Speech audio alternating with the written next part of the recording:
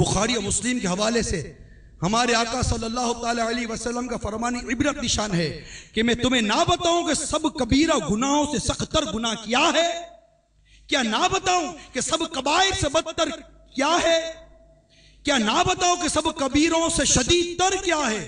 साहबा किराम अलैहिम रिदवान ने अर्ज किया, इरशाद फरमाया, अल्लाह ताला का शरीक ठहराना और माँ बाप को सताना।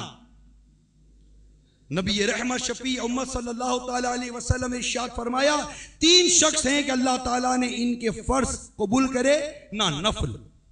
माँ बाप को इज़ा देने वाला, सदका देकर फकीर पर एहसान रखने वाला और तकदीर को झुठलाने वाला।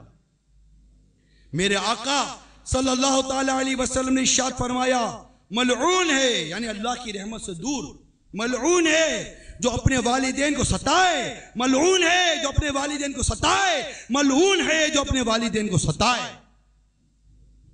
कैसे सख्त और कलेजे फाड़ने वाले इरशाद हैं मेरे आका सल्लल्लाहु ताला अलैहि वसल्लम के।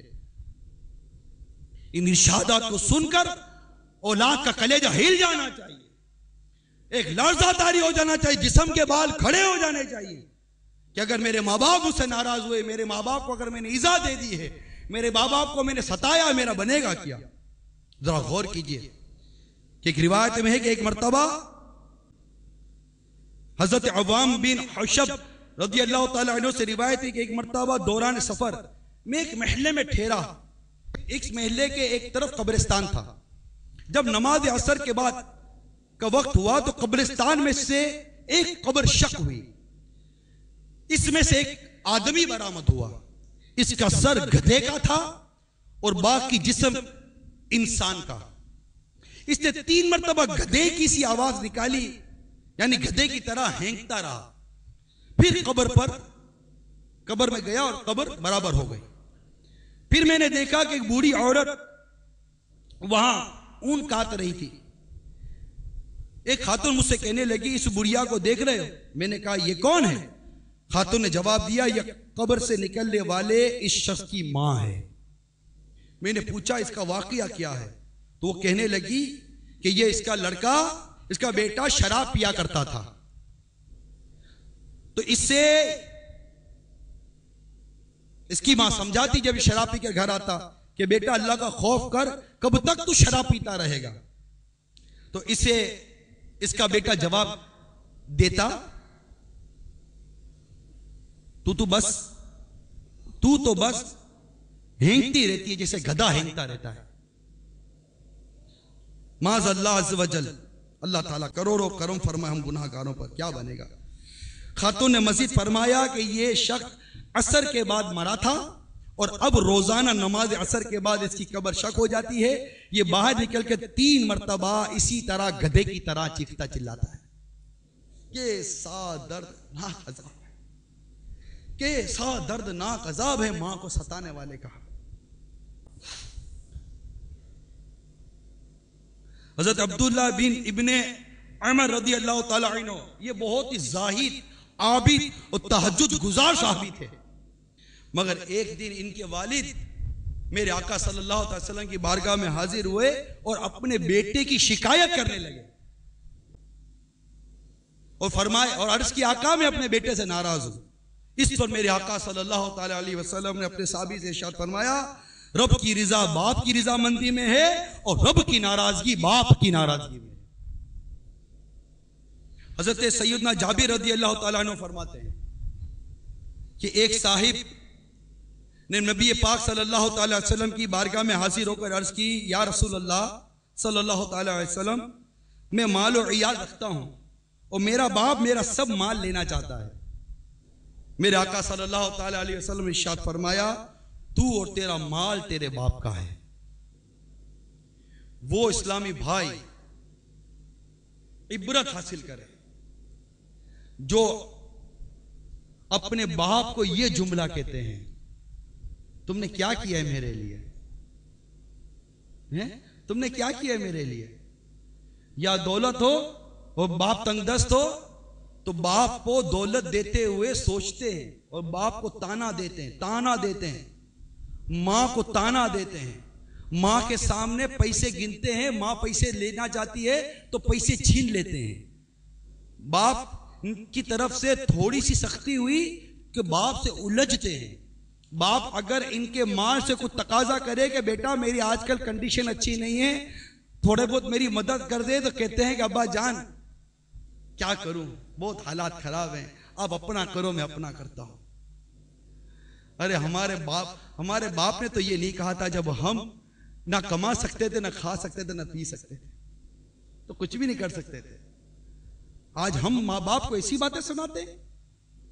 सुनो, हजरत अब्दुल्ला बिन जाबिर रज़ियल्लाहु ताला अन्हु से रिवायत है कि नबी पाक सल्लल्लाहु ताला अलैहि वसल्लम की खिदमत बाबरकत में एक शख्स हाजिर हुआ और अर्ज़ किया, आका मेरे बाप मेरे वालिद मेरा माल लेना चाहते हैं। यह हदीस पाक को मेरे आका आला हज़रत इमाम अहले सुन्नत फतवा रज़िया में निकल गया, जिसका खुलासा अर्ज़ कर रहा हूं कि मेरे वालिद मेरा माल लेना चाहते हैं। मेरे आका ने इरशाद फरमाया, उन्हें हमारे सामने ले आओ, आपके वालिद साहब को हमारे सामने ले आओ। जब हाजिर हुए, यानी उनके वालिद साहब जब सरकार की बारगाह में हाजिर हुए, तो इनसे इरशाद हुआ, तुम्हारा बेटा कहता है कि तुम इसका माल लेना चाहते हो। उस वालिद ने अर्ज की, आका जरा मेरे बेटे से पूछे तो सही कि मैं वो माल लेकर क्या करता हूं। यही कि इसकी फुप्पियों और इसकी मुमानी और इसकी कराबतदार और मुझ पर और मेरे बाल बच्चों पर खर्च करता हूं, और क्या करता हूं मैं इसका माल लेकर। अब ये वालिद साहब बात कर ही रहे थे कि इतने में जिब्रील अमीन अलैहिस्सलाम आका की बारगाह में हाजिर हुए और हाजिर होकर अर्ज की, आका इस वालिद ने अपने दिल में कुछ अशआर बनाए। अभी बयान नहीं कि दिल ही दिल में इसने कुछ अशआर मुरत्तब किए हैं। आप इससे कहिए कि वो अशार अपनी जबान पर लाए और आप इसके अशार समात कीजिए, इसकी अशार सुनिए। चुनाचे मेरे आका सल्लल्लाहु ताला अलैहि वसल्लम ने उस वाली से इरशाद फरमाया कि क्या तुमने कुछ अशार अपने दिल में तसनीफ किए, लिखे हैं, वो मुझे बयान करो। तो शख्स ने अर्ज की, वल्लाह हुजूर के मोजिज़ात से हमारे दिल की निगाह, हमारा यकीन बढ़ जाता है। फिर उसने जो अशार बयान किए उसका तर्जुमा सुनिए। बाप कहता है, ए बेटो, ए नाफरमान औलादो, सुनो इस मजलूम बाप की फरियाद। कहता है, मैंने तुझे गिज़ा पहुंचाई जब से तू पैदा हुआ, और तेरा बार उठाया जब से तू तन्हा था। मेरी कमाई से तू बार बार सैराब किया जाता रहा, तुझे बार बार अपनी कमाई से मैं खिलाता रहा। जब कोई रात बीमारी का गम लेकर तुझ पर उतरती तो मैं तेरी नासाजी के बायस जाकर लौटकर बिस्तर पर सुबह कर देता था। मेरा जी तेरे मरने से डरता था कि कहीं मेरा बेटा मर ना जाए।